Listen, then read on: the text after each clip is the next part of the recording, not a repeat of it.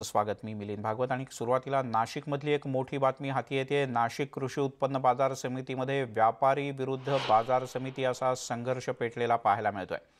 बाजार समितीने 1% सेस लावला होता, जी उलाढाल होईल त्यावर, पण हा 1% सेस भरायला व्यापारी तयार नाहीत। व्यापारी संघटनांनी या 1% सेस भरायला नकार दिलाय आणि या सेसच्या विरोधात सर्व व्यापारी संघटना एकत्र झाल्या आहेत।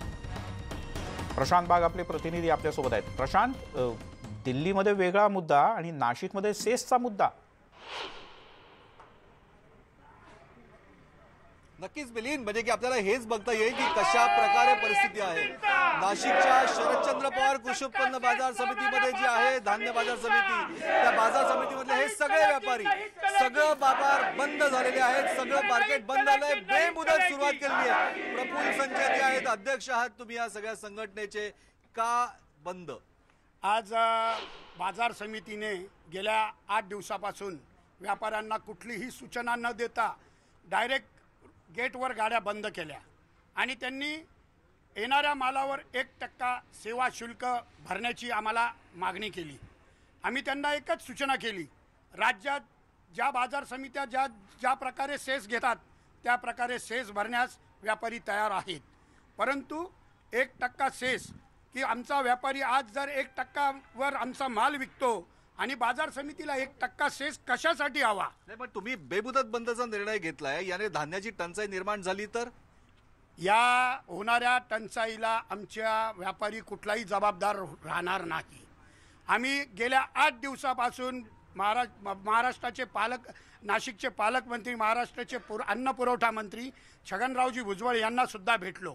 त्यांनी स्पष्ट सूचना सभापतींना दिल्या की हा 1% सेस चुकीचा आहे, तुम्ही ह्या सेसचा आपण मंत्रालयात बैठक घेऊन याचा विचार करू, पुनर्विचार करा। पालकमंत्री छगन भुजबळ जे अन्न आणि खाद्य पुरवठा मंत्री आहेत ते सुद्धा सांगतायत बाजार समिती त्यांच्या उपविधीमध्ये अशी तरतूद कशी करू शकते आणि जिल्हा उपनिबंधक त्याला सर्टिफाय कसे करू शकतात? भाजपचे आमदार आहात आपण, देवयानी फरांदे, काय सांगाल? मी सदर विषयाच्या बाबतीमध्ये डीडीआरच्या हे निदर्शनात आणून दिलं आणि डीडीआर स्वतः मला माहिती देत आहेत की नाशिक कृषी उत्पन्न बाजार समितीच्या उपविधीमध्ये अशा पद्धतीची तरतूद करण्यात आलेली आहे। आणि दुर्दैवी आहे, डीडीआर हे स्वतः शासनाचे प्रतिनिधी आहेत। मी त्यांना सांगितलं की माननीय मंत्री महोदयांच्या तुम्ही हे निदर्शनात आणून द्या, परंतु अत्यंत दुर्दैवी आहे की जे शरदचंद्र पवारांच्या नावाने जे चालणारं मार्केट आहे त्या ठिकाणी व्यापाऱ्यांची अशा पद्धतीने लूट केली जाते।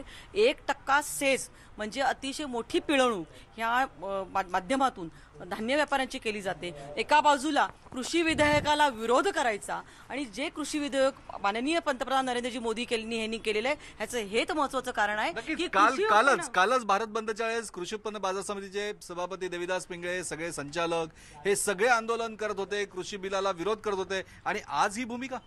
निश्चित स्वरूपामध्ये कृषी उत्पन्न बाजार समितीच्या लोकांचं कृषी कायद्याला विरोध असण्याचं हेच महत्त्वाचं कारण आहे की अशा पद्धतीने शेतकऱ्यांची लूट करायची, अशा पद्धतीने व्यापाऱ्यांची लूट करायची, जे मोदीजींना अपेक्षित नाही, जे मोदीजींना करू द्यायचं नाहीये। आणि त्यामुळे आडतदारांना सोबत घेऊन त्यांच्याकडनं वर्गणी काढून कालचं आंदोलन करण्याचा त्यांनी प्रयत्न केला, पण शेतकरी राजा त्याला माहिती आहे की हा कृषी कायदा जो आहे हा त्यांच्या हिताचा आहे, व्यापाऱ्यांना देखील माहिती आहे की हा कायदा हिताचा आहे। त्यामुळे जरी आडतदारांच्या वर्गणीमधून, कृषी उत्पन्न बाजार समितीच्या वर्गणीमधून हे जरी आज महाराष्ट्रामध्ये आंदोलन उभं केलेलं असेल तर मला वाटतंय की महाराष्ट्रामध्ये आणि देशामधल्या शेतकरी हे मोदीजींच्या बरोबर आहे। परंतु नक्की शेतकरी त्यांच्या बरोबर, पण आज प्रश्न जो आहे तो बेमुदत बंदची भूमिका तुम्ही घेतली आहे, काय भूमिका आहे? भूमिकेवर कितपत ठाम आहात?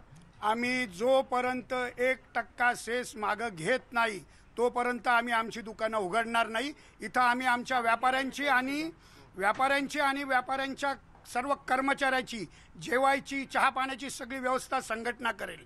आणि आम्ही त्यांना एक सांगितलं, तुम्ही सांगलीमध्ये चौकशी करा काय सेस घेतात, पुण्यामध्ये काय सेस घेतात। सांगलीमध्ये जर गाडीला 100 रुपये सेस घेतात तर नाशिकच्या व्यापाऱ्यांनी का म्हणून 5,000 रुपये सेस द्यायचा?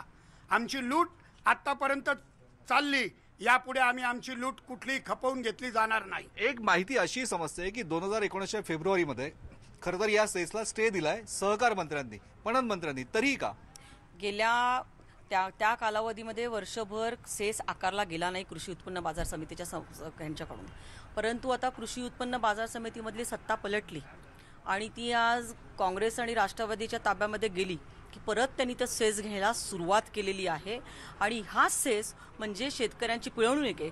कारण बाजार समितीच्या बाहेर जे दुकानदार आहेत त्यांना 1% सेस भरायला लागत नाही त्यांच्या मालावरती, आणि जर आतमध्ये जर असलेल्या व्यापाराला जर 1% भरायला लागला तर किराणाचा व्यापार जो असतो हा धान्य व्यापाऱ्यांचा व्यापार असतो, हा 1 आणि 2 रुपयाचा व्यापार असतो, आणि त्याच्यामध्ये जर त्यांनी 1% भरला तर हे धंदाच करू शकत नाही. धंदाच करू शकत नाही. आणि याचा सगळ्यात मोठा फटका हा त्या प्रत्येक सर्वसामान्य ग्राहकाला बसेल जो नाशिक शहरामध्ये या धान्य व्यापाऱ्यांच्या माध्यमातून जो सगळा जात असतो.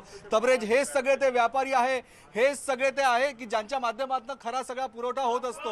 आणि हा पुरवठा जर का थांबला आणि बेमुदत बंदचा त्यांनी जो निर्णय घेतलाय हा अत्यंत खरं तर बघितलं गेलं तर बाजार समितीनं गांभीर्याने घ्यायला हवा.